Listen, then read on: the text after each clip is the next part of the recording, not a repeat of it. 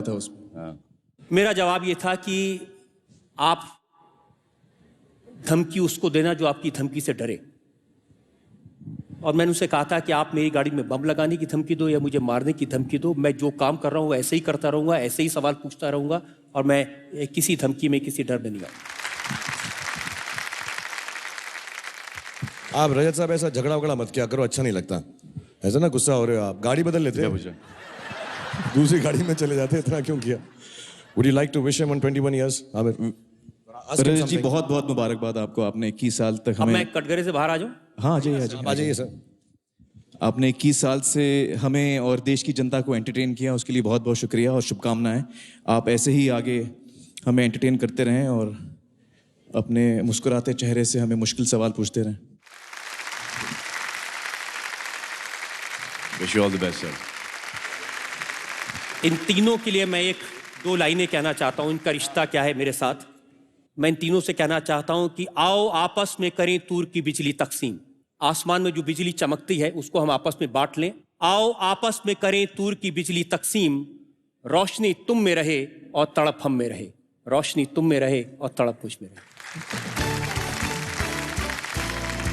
Sir जाने से पहले हम आपको कुछ देना चाहते हैं, प्लीज सर स्वीकार कर लीजिए हम तीनों की हमारी तरफ से हमारे प्यार का एक तोहफा है जो हम अलग अलग आपको देना पसंद करेंगे। पहले मैं दे दूं? हाँ फर्स्ट मैं दूं। सर मेरी तरफ से आपको ये लुंगी देना चाहूंगा मैं सर। आप ऐसे ही शो करते रहें, मैंने जैसे कहा 121 साल और करें और कभी लुंगी पहन के करने हैं। पहन के करें वो आपकी मर्जी है, शो कैसे करें वो मैं आपको नहीं सिखाऊंगा, लेकिन इस लुंगी का इस्तेमाल जरूर कीजिएगा शो के अंदर। ये मेरी तरफ से बहुत मेरी प्यारी गिफ्ट है आपको। रजत जी ये सलमान की तरफ से। नहीं आमिर की तरफ से। और ये टॉवल सर मेरी तरफ से आपको सर ले लीजिए, क्योंकि अगले साल ये ट्रांजिस्टर आईपॉड में बनेगा, ये रुमाल हो जाएगा और ये सर लंगोट। हमारा नेक्स्ट वेंचर ये है सर। सलमान आपको होस्टिंग सिखाने वाले थे तो उसका थोड़ा सा एक मुजाहरा आप करके दिखा दें, क्योंकि बुरा लगेगा हम इतनी दूर आए और आपको सिखा कर नहीं गए। अरे भैया मुझसे नहीं होगा ये सब।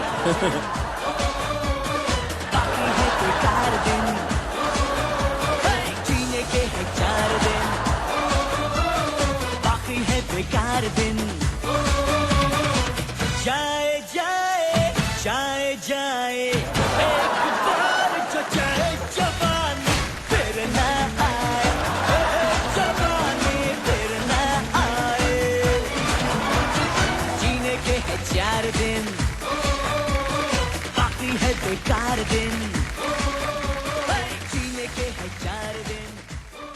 आगे देखिए, देश के प्रधानमंत्री ने किया सवालों के बादशाह से एक सवाल। मेरा सवाल जरा लोडेड है। शिल्पा शेट्टी ने कही अपने मन की बात आपकी अदालत के बारे में। आपकी अदालत एक ऐसी जगह है जहाँ पे हर एक celebrity they wait for Rajat ji to call them. If you made it to this अदालत you made it. Rajat Sharma को अपने पिता की कौन सी बात याद आई? एक दिन मैंने बाबूजी को कहा कि हम टीवी देखने पड़ोस के किसी घर में जाते थे, क्यों अपने यहाँ तो बिजली नहीं थी। तो एक वाक्य उन्होंने कहा था जो आज भी मुझे याद है। उन्होंने कहा था किसी दूसरे के घर में किसी तीसरे को टीवी पर देखने जाते हो, अगर दम है तो कुछ ऐसा। मैं चाहता हूं कि अब आपसे सवाल पूछा जाए और बुलाया जाए कटघरे में आपको। रजत शर्मा जी पर इल्जाम है कि आपको सबके बचपन से लेकर जवानी से लेकर बुढ़ापे से लेकर सारी बातें पता होता है। तो मुझे लगता है कि इसका थोड़ा सा जो संबंध होगा वो अखबार से होगा। इनफैक्ट शाहरुख खान साहब ने मुझे कहा था कि पता करो कि इनके घर में कौन कौन से और कितने अखबार आते हैं, ताकि वो अपनी सारी अच्छी अच्छी खबरें उन अखबारों में छपाएं और फिर आप उनके बारे में अच्छे अच्छे सवाल पूछें। शाहरुख को मुझे लगता नहीं कि अखबार की ज़रूरत है ये समझने के लिए। मैं आपको बताऊं कि आज के 19 साल पहले शाहरुख खान जब आपकी अदालत में आए थे तो उनकी एक ही फिल्म हिट हुई थी, और जब पहला शो किया तो ऑडियंस में किसी ने सवाल पूछा शाहरुख से कि शाहरुख साहब ये बताइए कि नंबर 1 कौन है? तो उन्होंने कहा मैं हूं ना। तो मैंने थोड़ा सा समझाने के लिए कि मैंने कहा मैंने तो सुना है कि अमिताभ बच्चन नंबर 1 है। तो इन्हें कहा वो कौन है? तो मैंने कहा कि शाहरुख साहब देखिए, हमें बचपन में सिखाया गया विद्या ददाति विनयम विनयात याति पात्रताम पात्रत्वा धन आपनोति धना धर्मम ततः सुखम। इन्होंने कहा thank you, same to you. आपने इतने सवाल पूछे हैं तो यकीनन आपने बचपन में बहुत सारे सवाल पूछे होंगे अपने माता पिता से।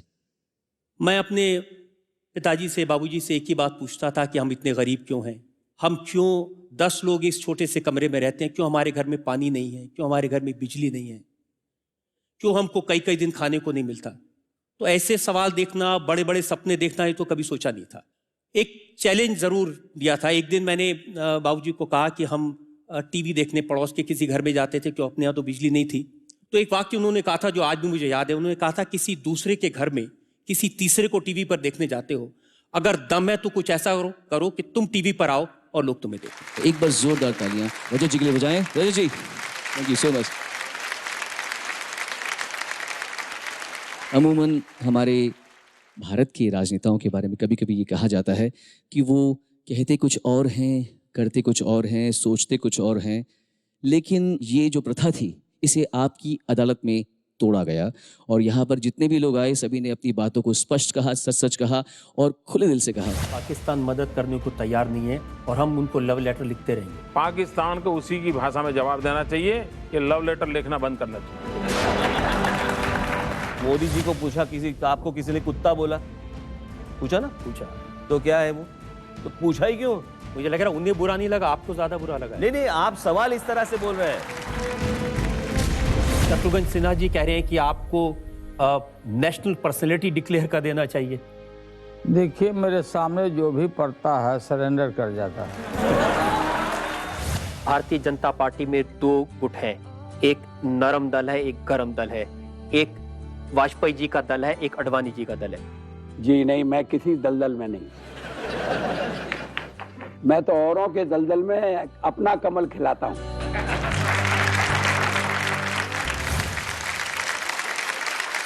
स्मृति ईरानी, आपके पास आना जरूरी है मेरे पास।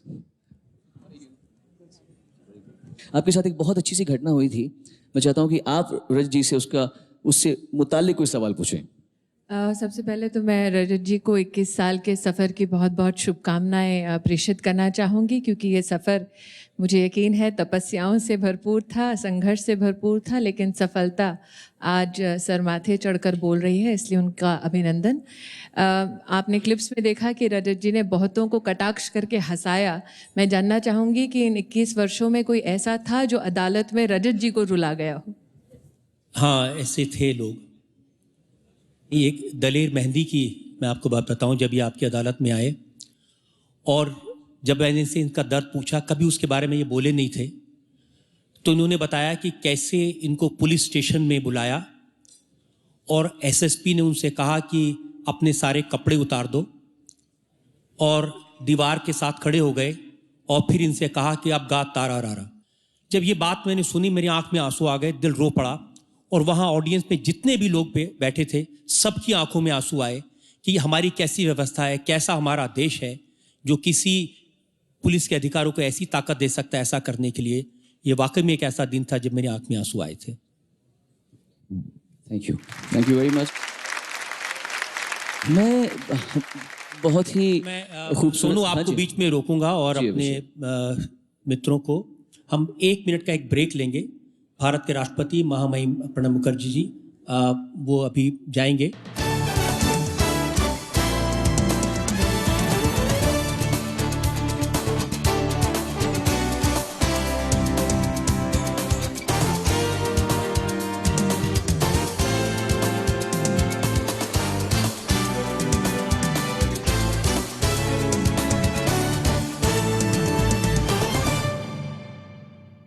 एक ऐसे दिग्गज के पास